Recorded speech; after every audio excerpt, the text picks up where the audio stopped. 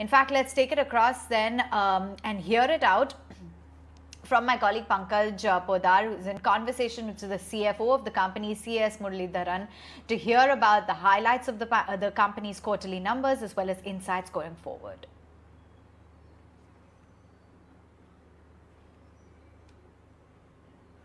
So, as far as the specialty sales for the first 9 months is concerned, this has exceeded the full year revenues of FY21.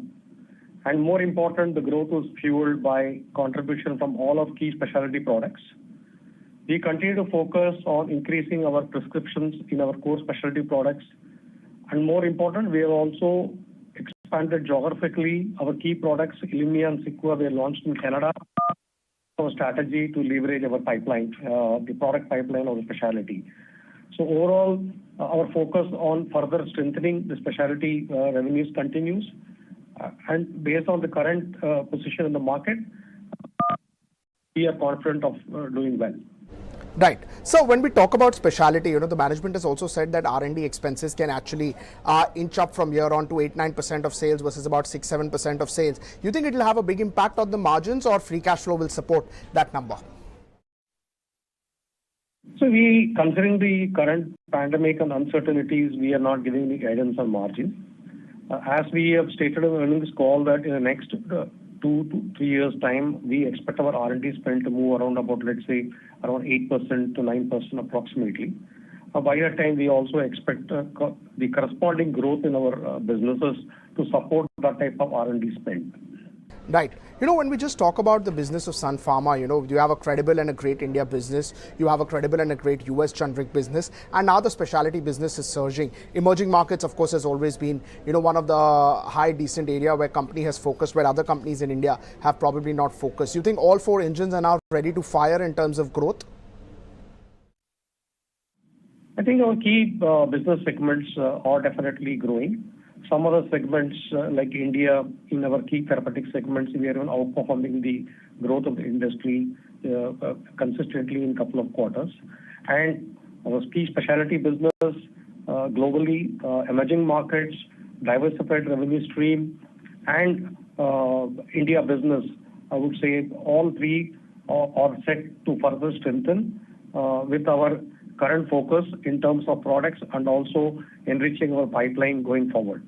Right. When we talk about the US business, we just recently spoke to Cipla as well, and they were very clear that, Cipla is a business where, or US is a business where, pricing erosion will continue. So say if the pricing erosion continues, you think the specialty sales will make up for it? They said that inhaler businesses will make up for it. What would be your comment that, new growth, new launches will make up for any sort of, US generic pressure?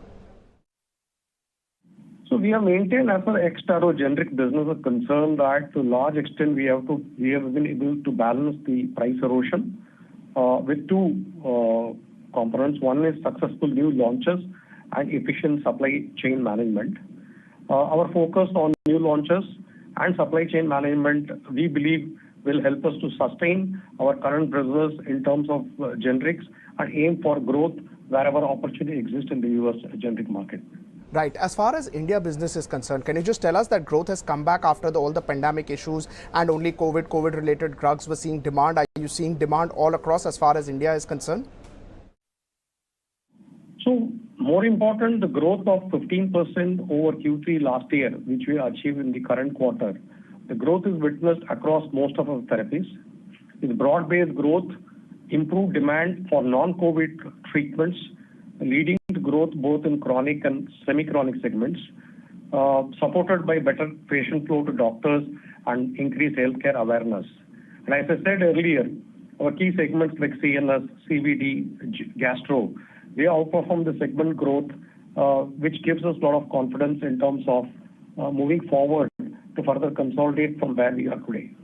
Right. As far as pharma business is concerned, do you believe that India pharma, after the entire COVID issue, China plus 1 issue, has found its way in the global market and exports will only grow from here, not only maybe from US, but even other markets are throwing great opportunities? I think even before COVID, I think Indian pharmaceutical market played a very pivotal role in fueling the products in the global markets.